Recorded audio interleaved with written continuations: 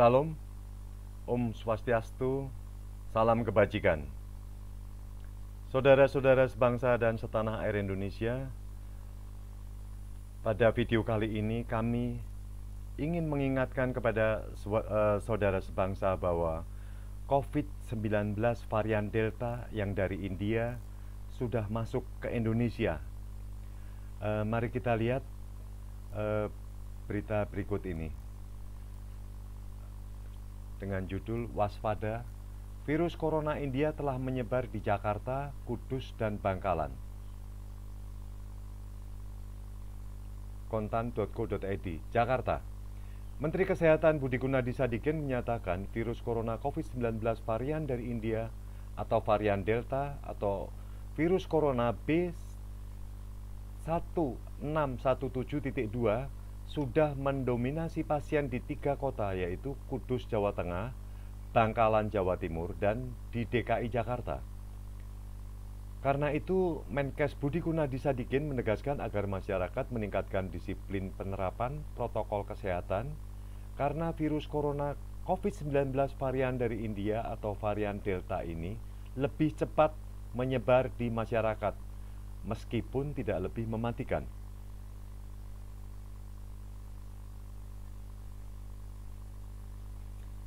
Kami melaporkan di Kudus, Jawa Tengah, DKI Jakarta, dan juga Bangkalan, Madura, Jawa Timur yang terkonfirmasi varian India mendominasi, terang Budi Gunadi Sadikin di Istana Negara seusai mengikuti rapat dengan Presiden Joko Widodo Senin 14 Juni. Karena penularan virus corona COVID-19 varian dari India atau varian Delta lebih cepat, Menkes meminta agar implementasi penerapan protokol kesehatan di lapangan lebih ketat. Ketua Komite Penanganan COVID-19 dan Pemulihan Ekonomi Nasional atau KPCPEN Erlangga Hartarto menambahkan agar mempercepat pelacakan varian virus corona COVID-19 dari India atau varian Delta ini. Presiden Joko Widodo juga memerintahkan agar proses laboratorium untuk memeriksa genom sequencing dipercepat dari waktu 2 minggu menjadi 1 minggu. Ini adalah harapan dari Presiden ya, karena ini Presiden juga sudah turun tangan. Saya anggap ini adalah peristiwa ini sudah cukup serius. Kita lihat berikutnya. Waspada COVID-19 varian Delta, tes usap di pusat perbelanjaan. Jadi dilacak, dilakukan tes di pusat perbelanjaan untuk melihat hasilnya sejauh mana penyebaran daripada virus COVID-19 ini. Ini diambil dari Kompas TV ya. Salah satu tempat yang dikunjungi tim Satgas Penanganan COVID-19 adalah di pusat perbelanjaan bahan pokok di Kecamatan Jati. Di tempat ini petugas mengambil sampel swab secara acak terhadap pekerja maupun pengunjung swalayan. Mereka yang dinyatakan positif COVID-19 langsung didata dan diminta untuk segera melakukan isolasi, kemudian melaporkan diri ke puskesmas terdekat untuk ditindaklanjuti. Bagi pengunjung swalayan, kita lakukan tes usap antigen secara acak dan hasilnya ada 2 orang positif, yakni kasir swalayan dan pengunjung, kata Mayor Jonas Ferry Manurung, Koordinator Satgas COVID-19 Gabungan.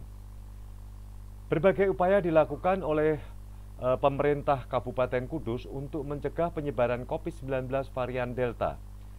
Selain memperpanjang pemberlakuan pembatasan kegiatan masyarakat atau PPKN mikro di zona merah, Satgas Penanganan COVID-19 juga terus melakukan upaya tracing dengan menggelar tes usap antigen secara acak di tempat keramaian.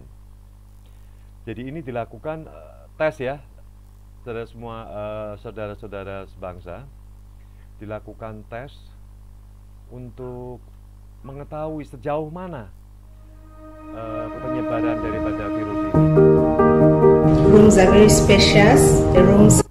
Saudara Ketua Lembaga Biologi Molekuler Eijkman, Amin Subandrio menilai percepatan penanganan COVID-19 harus dioptimalkan. Profesor Amin juga meminta pemerintah untuk membatasi mobilitas masyarakat agar mata rantai penyebaran corona bisa diputus. Menghindari memutuskan rantai penularannya, sebetulnya tindakannya sama.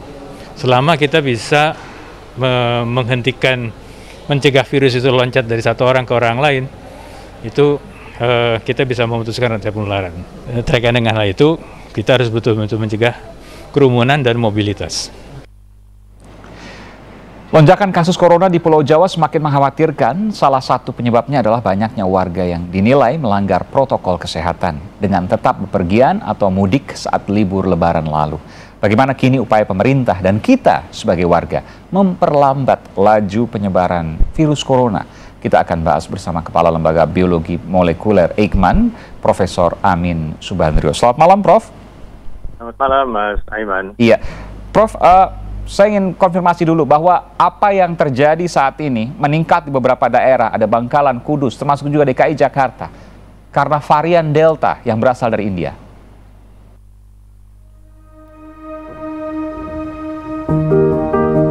Rooms are very spacious. Ya, betul. Kita cermati peningkatan kasus dengan infeksi oleh varian Delta ini meningkat tajam. Kita pertama kali menemukannya kan bulan Januari. Ya. Tapi bulan ke bulan itu naiknya cukup signifikan ya. Artinya pada saat Januari itu masih nomor 2 ya, nomor 1 masih yang alfa. Tapi bulan berikutnya sudah naik begitu terus sampai dengan saat ini dari beberapa bulan sudah mencapai totalnya lebih dari 100. Sampai dengan hari Minggu kemarin ya, itu kita belum memasukkan angka dari Jawa Timur. Ya, Jawa Timur masih diolah angkanya. Jadi ada kemungkinan terus meningkat. Nah, terkait dengan hal tersebut tentu kita kepingin tahu sebenarnya apa yang menyebabkan penularan begitu cepat dan kenapa itu didominasi oleh satu varian tertentu ya. Jadi kalau kita cermati di rumus yang mungkin beberapa bulan yang lalu atau sejak tahun lalu saya pernah sampaikan bahwa risiko infeksi itu merupakan satu function atau rumus virulensi dikalikan dengan dosis dibagi dengan kekebalan. Oke. Ya. Nah, saat ini kekebalan kita beberapa sudah divaksinasi. Iya. Ya. Tapi kita tidak bisa menganggap vaksinasi itu menimbulkan kekebalan yang 100% menjamin tidak akan terinfeksi. Walaupun yang sudah divaksin? Walaupun sudah divaksin. Karena ada dua faktor tadi. Satu adalah dosis kuman, artinya jumlah virus yang menyerang kita. Oke, koloninya begitu ya? Dikalikan ya, jumlahnya artinya entah itu sekali kena jumlahnya banyak. Oke. Atau berkali-kali, ya, dan itu juga dikalikan dengan virulensi. Nah, virulensi ini sekarang kita sedang dihadapkan pada varian yang baru yang memang sudah dipelajari di negara lain, varian yang ya tadi Mas Aiman bilang nggak boleh nyebut negara ya. Jadi varian Delta ini dia memiliki kecepatan penularan itu 40-70% lebih tinggi dibanding yang alfa. Sedangkan yang alfa itu juga 40-70% lebih tinggi daripada varian biasa. Oke, jadi ini berkali-kali lipat yang Delta ini. Nah, jadi kita bisa melihat kecepatan penularan dia memang dibanding dengan varian yang biasa itu jauh lebih cepat. Luar biasa. Ya. Prof, kalau demikian kita kalau tidak salah 15% ya yang sudah divaksin. Ya.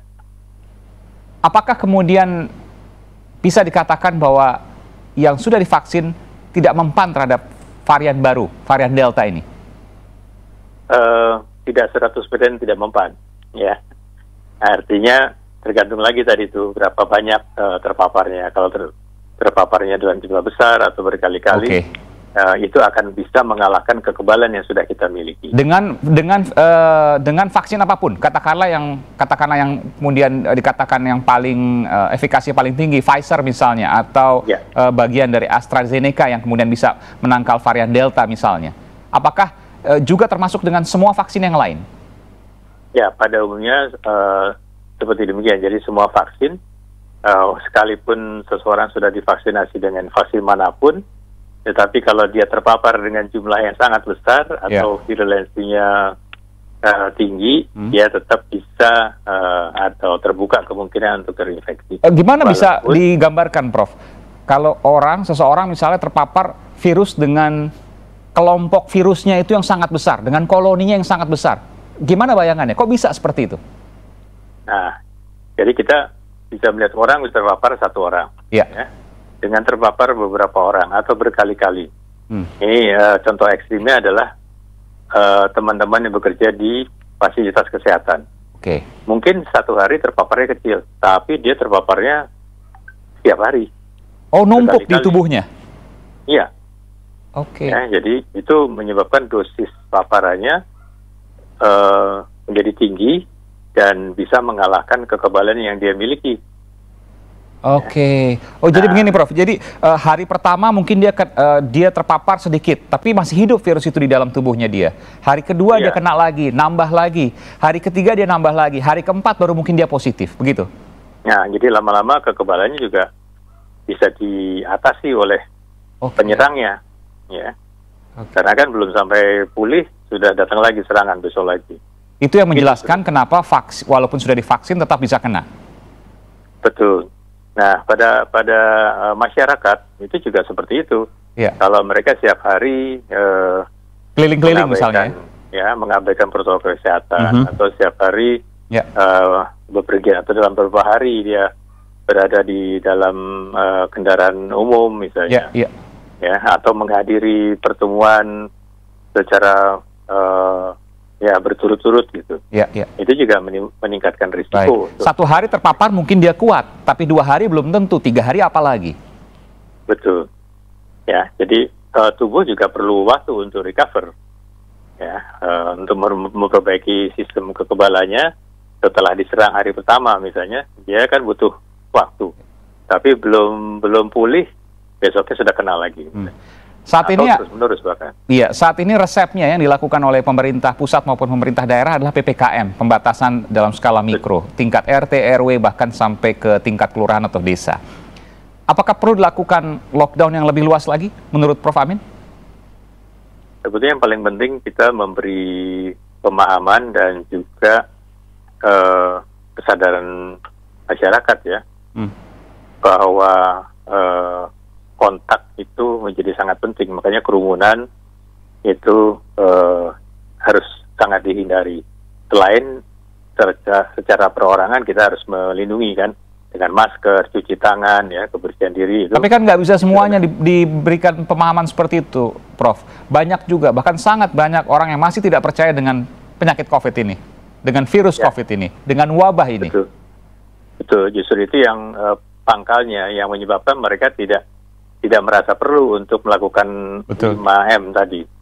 Ya, jadi masih merasa bahwa COVID ini kan tidak ada, seperti yang biasa saja.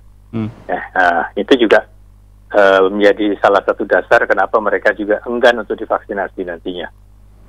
Ya, padahal mereka bisa menjadi medium penularan bagi yang lain. Mungkin mereka kuat, tapi yang lain belum tentu. Betul, ya. Jadi mereka bisa menjadi agen penularan karena manfaat dari vaksin kan ada 4. Satu, melindungi diri kita sendiri. Yang kedua, mengurangi beratnya penyakit, ya, morbiditas. Yang ketiga, mengurangi angka kematian. Dan yang keempat, mencegah orang itu menularkan kepada orang lain. Betul. Prof, saya jadi ingin bertanya. Tadi Prof katakan bahwa kita menyimpan virus belum tentu hari itu kita negatif. Hari kedua, hari ketiga terpapar virus yang sama, COVID misalnya, maka kita baru bisa negatif. Tapi bisakah kemudian ada orang yang nekat, orang yang tidak percaya COVID, dia tidak pakai masker, dia tidak menjaga protokol kesehatan, dia terpapar, tapi hanya hari pertama. Tapi kemudian dia nggak ada masalah apa-apa dan mungkin negatif. tapi dia bisa menularkan ke yang lain dan yang lain menjadi positif. Mungkinkah itu? Dia negatif, tapi ada virus di dalam tubuhnya dia. Tapi dia bisa menularkan ke orang lain dan orang lain jadi positif, meskipun dianya masih negatif. Sangat bisa. Sangat bisa. Ini informasi baru. Bagaimana, Prof? Enggak, tidak baru juga. Iya, Jadi, untuk awam tentu baru karena ada orang yang negatif bisa menularkan orang lain jadi positif.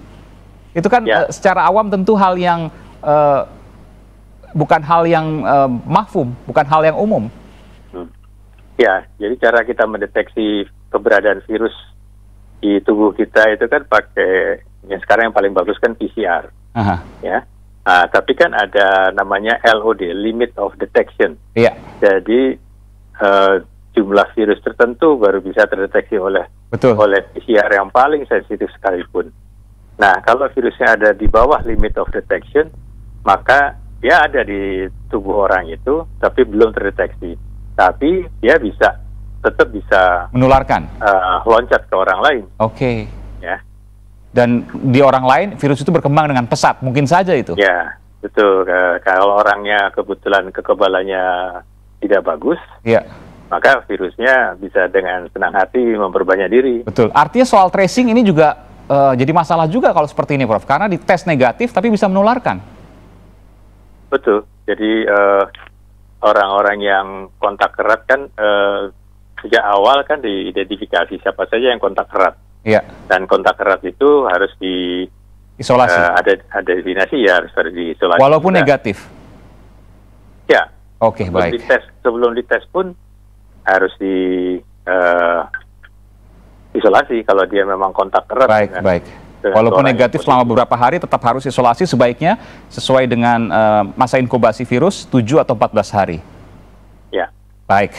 Karena yang negatif ternyata masih bisa juga menularkan ke orang lain sehingga orang lain itu bisa menjadi positif. Terima kasih Profesor Amin Subandrio. Sehat selalu, sehat juga untuk bangsa Indonesia. Terima kasih.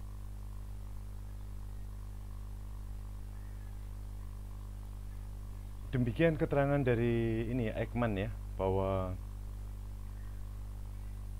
sepertinya tadi yang dibilang negatif menularkan kepada orang lain menjadi positif, karena yang negatif ini adalah mereka-mereka yang masih muda dan mempunyai imunitas tubuh yang kuat, yang bagus, sehingga sebelum virus itu menyerang kepada yang mempunyai imunitas yang bagus, itu sudah bisa meloncat yang namanya loncatan protein atau protein spike ya, sehingga yang kena atau yang menghirup virus tersebut karena kondisi tubuhnya yang kurang bagus, dia akan tertular. Itu akan terjadi. Sekarang kita lihat ya, ini menimpa dosen di UNS Universitas 11 Maret yang ada di Surakarta, Solo ya. Ini berita ini juga cukup mengagetkan karena bisa berturut-turut dalam 2 hari itu ada 4 yang meninggal. Dari 3 dosen dan 1 bagian administrasi. 3 dosen meninggal terpapar corona. UNS lockdown mulai besok. Ini ya. Universitas 11 Maret.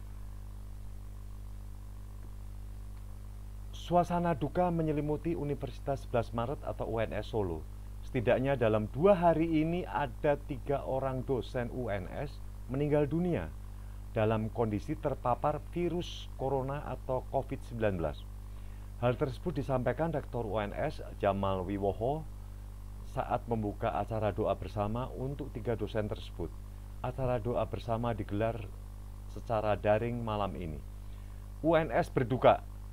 Setidak-tidaknya 2 hari kemarin dan hari ini kehilangan dosen-dosen kami, sahabat-sahabat kami, orang terbaik kami yang ada di UNS, kata Jamal dalam sambutannya Kamis 17 Juni 2021. Ketiga dosen tersebut adalah Dr.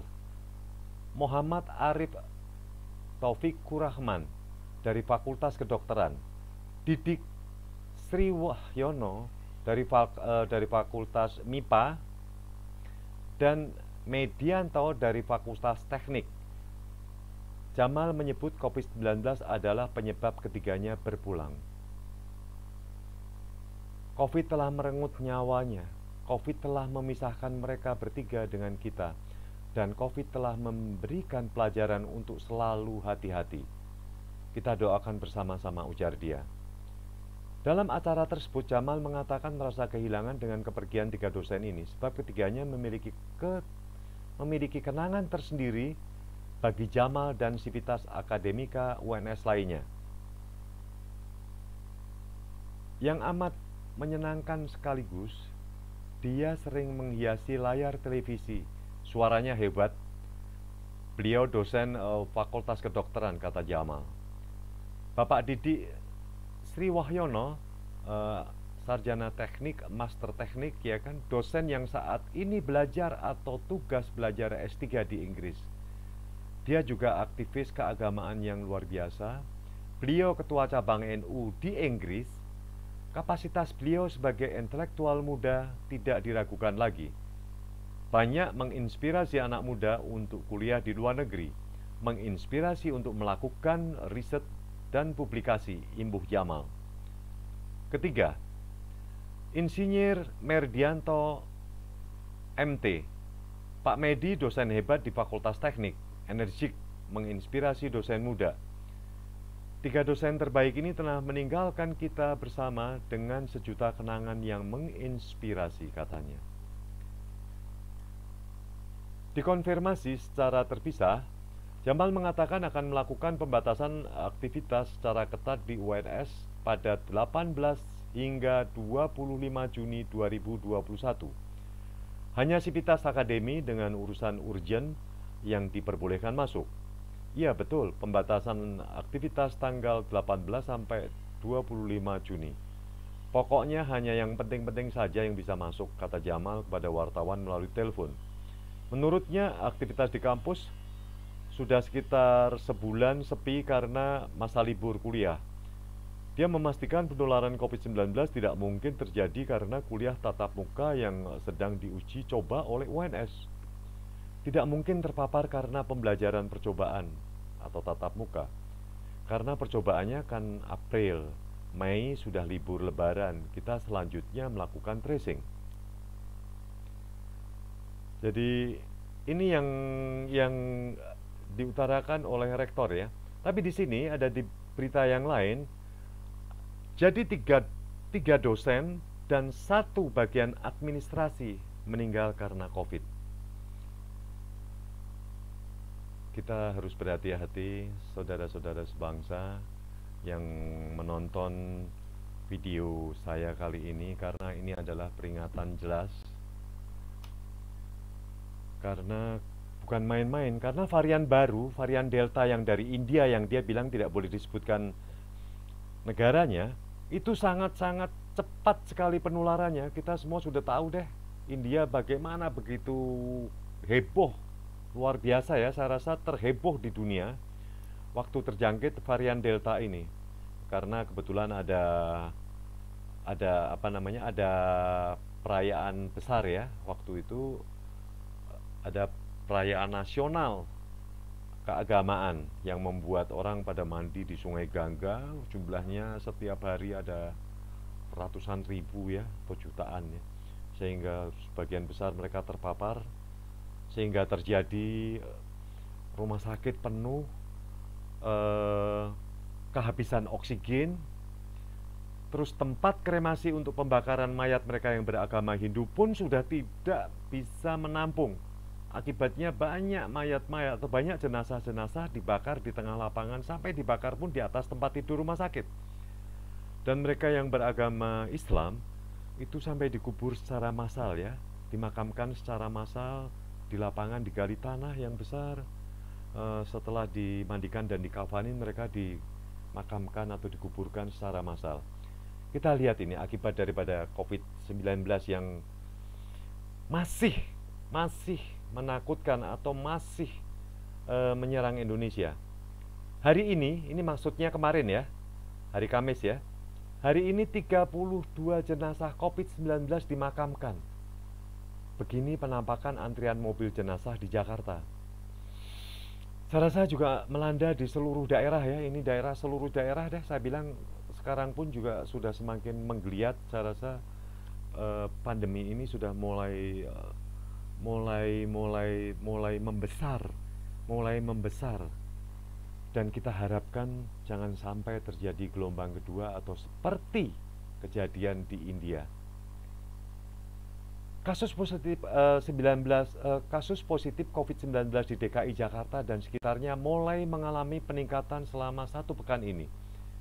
Sejumlah isolasi mandiri seperti RSDC Wisma Atlet mulai terisi penuh dengan adanya peningkatan tersebut.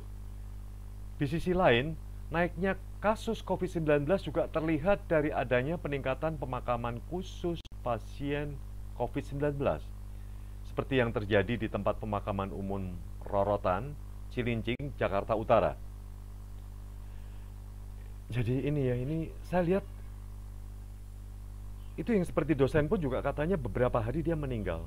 Jadi sekarang ini proses meninggal itu begitu cepat. Saudara-saudara sebangsa setanah air Indonesia ya. Kami juga memohon kepada saudara-saudara semua yang melihat video ini harus menjalankan protokol kesehatan atau prokes. Jadi kalau kita ingat prokes, kita ingat 3M. 3M itu adalah memakai masker. Usahakan masker 2 lapis, yang di dalam adalah masker untuk operasi, yang di luar adalah masker kain. Yang kedua adalah menjaga jarak 1-2 meter, dan yang ketiga adalah mencuci tangan dengan sabun. Ini yang sangat penting ya, buat kalau memang terpaksa keluar ya lakukan ini, tapi tetap kita jaga jarak. Kita tidak tahu, apalagi berkumpul atau bertemu dengan orang-orang yang belum kita kenal. Jadi kita harus memulai dari diri kita sendiri, lingkungan keluarga, lingkungan sekitar kita, supaya penyebaran COVID-19 varian Delta tidak semakin membesar. Semoga gelombang kedua pandemi COVID-19 di Indonesia tidak terjadi, dan kejadian di India pun semoga tidak terjadi di Indonesia. Saya juga mengingatkan kepada saudara-saudara sebangsa yang melihat atau menonton video saya kali ini, mohon di like, komen, dan subscribe ya, supaya saya terus akan menyajikan atau menginformasikan berita-berita yang perlu saudara-saudara ketahui. Dan terima kasih sudah menonton video saya. Sampai ketemu lagi pada video yang berikutnya. Terima kasih.